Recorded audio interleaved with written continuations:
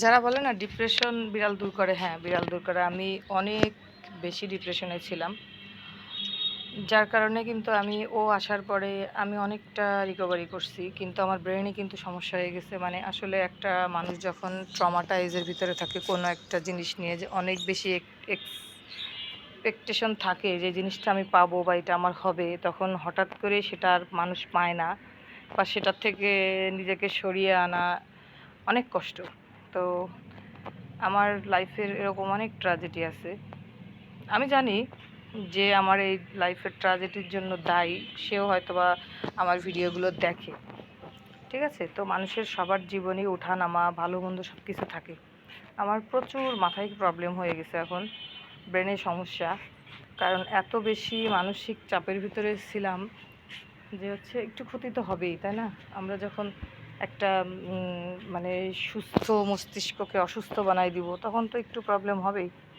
যাই হোক, আলহামদুলিল্লাহ আমি আমার বিড়াল, আমার হালুমরে নিয়ে অনেক ভালো আছি। তো ওর পিছনেই আমার এখন ম্যাক্সিমাম সময় কাটে। ও টেক কেয়ার করে, ওর খাওয়া দাওয়া। এই টিনে কেটে যাবে মা, সরো সরো, সব কিছু মিলে সরে যাও।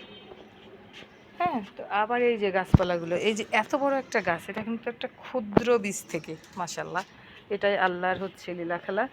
এই ওই টিনের মুখ টুক কেটে যাবে, আমি ওরা বুঝাইতেই পারি না।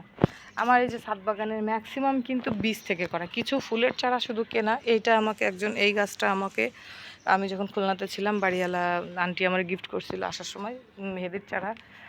আর কিছু চারা আছে আমার গিফট করা, আর কিছু চারা আছে আমার কেনা। যেমন এই গাঁদা ফুলটা কিন্তু কেনা, বেলিও কেনা, এই লেবু গাছটা কেনা।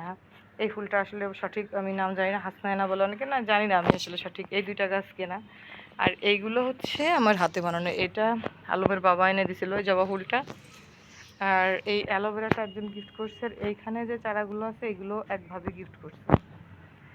মাশাআল্লাহ। আমার বেশি টাকার গাছ কেনা না, হয়তো 200-250 টাকার গাছ কেনা, আর বাকিগুলো আমি বানাইছি। আসলে দেখা যায় কি, আমার অনেক গাছ কেনার শখ, কিন্তু যেহেতু আসলে আমরা এক জায়গায় দীর্ঘদিন থাকি না, চলে যাই এখানে ওখানে।